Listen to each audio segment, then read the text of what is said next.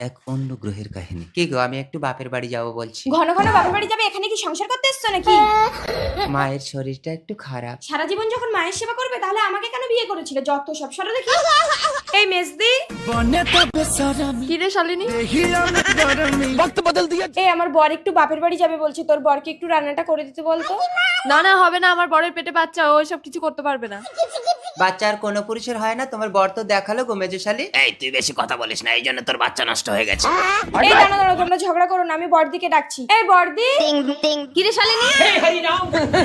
এ বড়দি, বড় জামাইবাবুকে আজকে একটু রান্নাটা করতে বল না, আমার বর একটু বাপের বাড়ি যাবে বলছে। না না আমি পারবো না, আমার বাচ্চা ঘন ঘন দুধ খায়।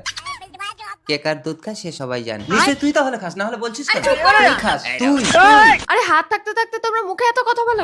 তুই খাস। এই দাঁড়া দাঁড়া, তোমরা ঝগড়া করো না, পাশের বাড়ির বরগুলোর কোনো গলা শোনা যাচ্ছে? হ্যাঁ হ্যাঁ আমি তো খারাপ, আর অন্য পুরুষ তোমার কাছে ভালো। রাহুল, আমি তোমার ঘর করবো। যা যা, তোর মতন কত ছেলে আমার পা ধরে ঘুরঘুর করছে।